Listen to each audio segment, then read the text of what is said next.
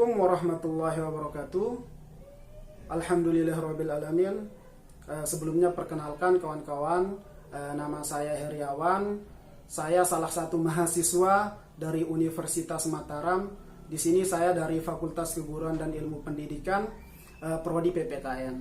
Nah, kawan-kawanku semua, untuk memenuhi salah satu tugas dari mata kuliah Sosiologi Hukum, di sini saya akan menjelaskan kepada kawan-kawanku semua apa sebenarnya dari sosiologi hukum itu sendiri.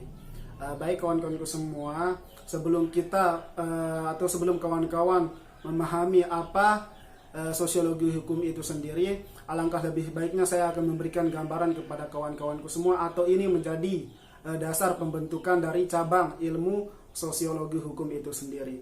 Sebenarnya ada tiga disiplin ilmu yang kemudian diintegrasikan menjadi cabang ilmu sosiologi hukum itu sendiri, kawan-kawanku semua.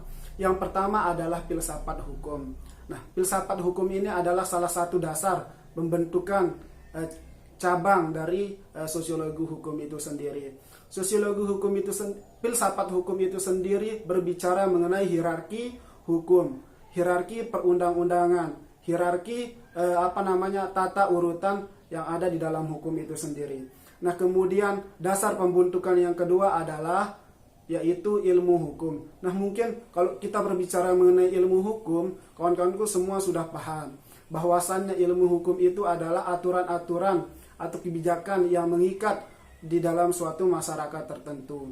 Banyak sekali ilmu hukum dasar-dasarnya kawan-kawanku semua, tetapi kita tidak membahas secara rinci.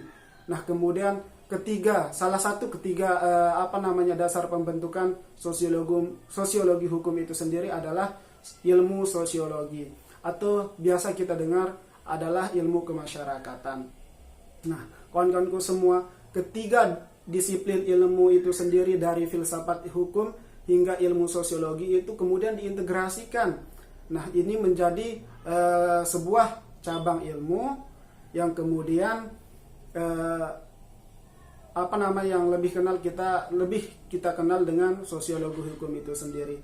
Baik kawan-kawanku semua, setelah saya memberikan gambaran terkait ketiga hal itu tadi, masuklah sekarang ini kita mengenai tentang definisi sosiologi hukum itu sendiri.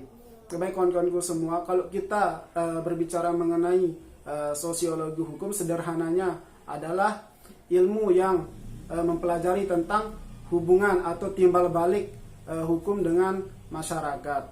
Banyak sekali kawan-kawanku semua yang terjadi di masyarakat itu sendiri, sehingga ini kemudian perlu kita pelajari bersama mengenai bagaimana fenomena-fenomena, karakteristik atau gejala-gejala hukum yang ada di masyarakat itu sendiri. Ada banyak manfaatnya. Kalau kita berbicara mengenai manfaat dari sosiologi hukum itu sendiri, salah satunya adalah memberikan pemahaman-pemahaman terhadap hukum dalam masyarakat itu sendiri. Kemudian juga mengadakan analisa terhadap hukum. Kemudian juga kita memberikan manfaat yang lebih dalam terkait dengan bagaimana hukum yang berkembang di suatu masyarakat itu sendiri. Nah, selain manfaat, ada juga kegunaan dari sosiologi hukum itu sendiri. Salah satunya adalah agar bagaimana kita mengetahui dan memahami perkembangan hukum positif yang ada di suatu negara atau di dalam masyarakat itu sendiri. Kemudian juga kita dapat mengetahui efektivitas berlakunya hukum positif yang ada di masyarakat itu sendiri. Kemudian juga selain itu, kita juga mampu mengkonstruksikan fenomena hukum di dalam masyarakat itu sendiri.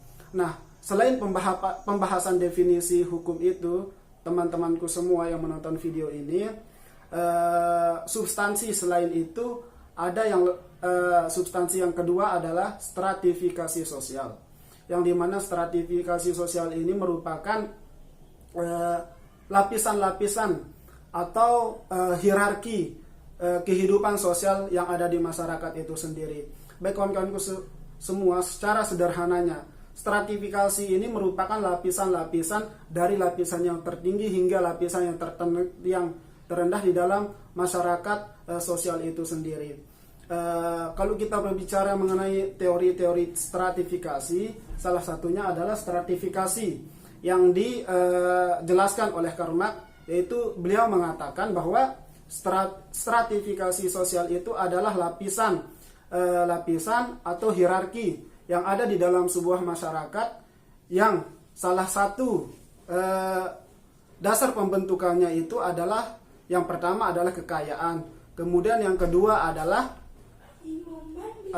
pendidikan, selain itu adalah jabatan. Kalau kita berbicara mengenai kekayaan, kawan-kawanku semua yang menonton video ini, tentu di Indonesia ini sendiri berbagai macam kelas-kelas sosial. Ada yang kelas borjuis hingga kelas yang proletar. Nah, kelas borjuis ini adalah salah satu orang atau sekelompok kelas sosial yang menguasai, yang memiliki kekayaan yang banyak, memiliki pendidikan yang tinggi, kemudian juga jabatan-jabatan yang tinggi. Nah, sebenarnya orang-orang borjuis inilah yang mengendalikan atau berkuasa di dalam suatu masyarakat itu sendiri.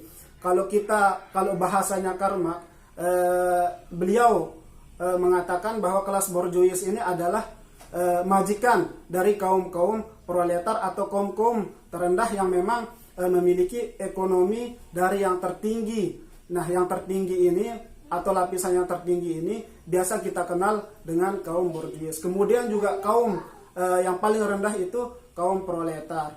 Nah, memang sederhananya begitu kawan-kawanku semua kalau kita berbicara mengenai stratifikasi sosial. Di masyarakat kita sendiri terdapat banyak perbedaan-perbedaan kelas sosial, seperti kelas memiliki ekonomi yang tertinggi sampai memiliki ekonomi yang terendah. Nah, sebenarnya selain Karl Marx, masih banyak ahli-ahli atau pakar-pakar yang mengemukakan stratifikasi sosial itu sendiri. Nah, kawan-kawanku semua, mungkin hanya ini sedikit gambaran tentang sosiologi hukum itu sendiri dari saya. Kurang dan lebihnya saya mohon maaf. Sekian dari saya. Apabila ada kesalahan kata maupun apapun hal yang kurang baik dari saya, dari penjelasan saya mohon maaf.